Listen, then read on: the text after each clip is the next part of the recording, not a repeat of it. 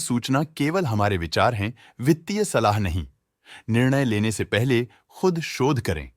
किसी भी लाभ या हानि के लिए हम उत्तरदायी नहीं हैं। आज हम देख रहे हैं वारी रिन्यूएबल टेक्नोलॉजीज लिमिटेड के 2025-26 Q1 की standalone financial performance. Starting with the sales, पिछले क्वार्टर से सेल्स में 26.5% का इंक्रीज हुआ है। कंपनी को मॉडरेट ग्रोथ का अनुभव हुआ, जिसमें सेल्स पिछले साल के मुकाबले 2.55 गुना बढ़ गई। Expenses 38.5% quarter on quarter increase हो गए हैं, जो साल भर के लगभग 1.5 गुना के राइज के साथ अलाइन करता है। क्वार्टरली सेल्स के कंपैरिजन में एक्सपेंसेस इंक्रीज होना दिखाता है कंपनी ने एक्सपेंसेस मैनेज करने के लिए स्ट्रगल किया। हालांकि कंपनी ने एनुअली अच्छा परफॉर्म किया। इस पीरियड में कंपनी की ऑपरेटिंग प्रॉफिट परफॉर्मेंस स्टेबल रहा और पिछले साल के मुकाबले अप्रॉक्स 2 गुना तक इंक्रीज हुआ। Quarter on quarter around -7% decrease हुआ है। Operating profit margin OPM annual basis पे 2% से इंक्रीज हुआ है और पिछले क्वार्टर के कंपैरिजन में -7% से डिक्रीज हुआ है। एक्सेप्शनल आइटम्स को ऐड करके अदर इनकम पिछले क्वार्टर के कंपैरिजन में लगभग 4.5 गुना बढ़ गई। बावजूद इसके ईयरली ग्रोथ 73.5% हुई है। इंटरेस्ट एक्सपेंसेस पिछले क्वार्टर से -19% डाउन हुआ, लेकिन ईयर ओवर ईयर इंक्रीज 17.5% हुआ है। डिप्रिशिएशन कॉस्ट्स में 37.5% का क्लाइम देखने को मिला और ईयरली बेसिस पे 46% का इंक्रीज देखा गया। प्रॉफिट बिफोर टैक्स एनुअली लगभग 2 गुना बढ़ा, लेकिन प्रीसीडिंग क्वार्टर से -4% डिक्रीज हुआ है। इस साल कंपनी ने 28% टैक्स पे किया और क्वार्टरली कंपनी ने 26% टैक्स पे किया है। नेट प्रॉफिट ने ईयर ऑन ईयर अप्रॉक्स 2 गुना की वृद्धि दिखाई, जो कंपनी के लिए स्ट्रॉन्ग परफॉर्मेंस रही। लेकिन लास्ट क्वार्टर से -8% का कंट्रैक्शन हुआ है। इस क्वार्टर के दौरान कंपनी का परफॉर्मेंस इतना अच्छा नहीं रहा।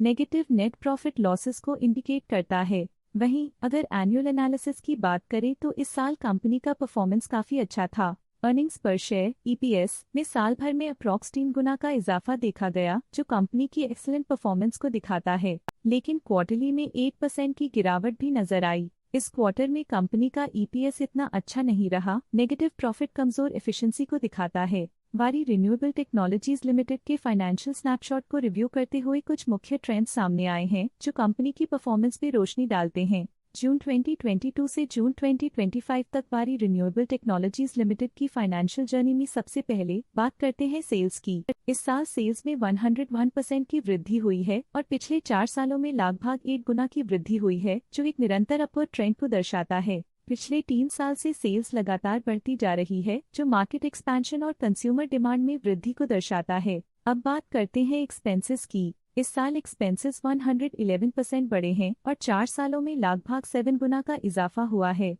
इस साल हालांकि एक्सपेंसेस सेल्स से थोड़ा ज्यादा बढ़े हैं, मगर ग्रोथ रेट्स का करीब होना स्टेडी ऑपरेशनल कॉस्ट को दर्शाता है। ऑपरेटिंग प्रॉफिट का सफर स्टेडली ऊपर चढ़ रहा है। इस साल 68.5% की बढ़ोतरी के साथ और पिछले 4 सालों में लगभग 17 गुना का नोटिसेबल राइज हुआ है। पिछले 3 साल से ऑपरेटिंग प्रॉफिट लगातार बढ़ रहा है, जो कॉस्ट मैनेजमेंट और ऑपरेशनल कुशलता को दर्शाता है। नेट प्रॉफिट का सफर ऊपर की ओर चल पड़ा है। इस साल 74% की चढ़ाई के साथ पिछले 4 सालों में लगभग 10 गुना की शानदार वृद्धि हुई है। पिछले 3 साल से नेट प्रॉफिट लगातार बढ़ रहा है, जो फाइनेंशियल हेल्थ को मजबूती देते हुए इन्वेस्टर्स का ध्यान आकर्षित करता है। इस साल EPS में -61.5% की कमी के बावजूद लंबी अवधि में देखा जाए तो 42% की मजबूत वृद्धि हुई है। इस साल EPS में कमी आने के बावजूद पिछले सालों की ग्रोथ कंपनी की मजबूत ओवरऑल परफॉर्मेंस को अंडरलाइन करती है। चलिए अब बात करते हैं शेयर होल्डिंग पैटर्न की।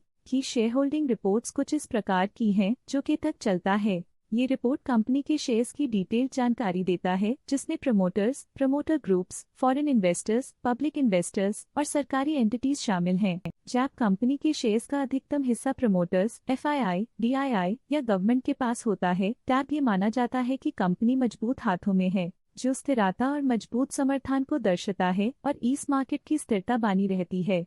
ये था कंपनी का करंट शेयर होल्डिंग पैटर्न। इस सेगमेंट में हम आपको ले चलते हैं इस क्वार्टर के कुछ विशेष DII डील्स की ओर। 16 जुलाई 2025 को ग्रेविटॉन रिसर्च कैपिटल LLP ने 8.4 लाख शेयर्स अपने पोर्टफोलियो में शामिल किए 1222.09 रुपीस पर यूनिट के हिसाब से, जिसका टोटल था 102.2 करोड़।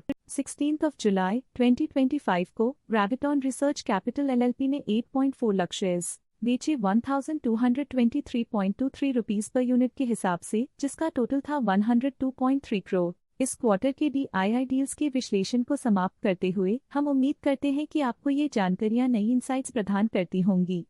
आज के लिए फाइनेंशियल सेक्टर में इतना ही। देखने के लिए धन्यवाद। स्टॉक लेटेस्ट न्यूज अपडेट के लिए चैनल को सब्सक्राइब करें और वीडियो को लाइक एंड शेयर करें।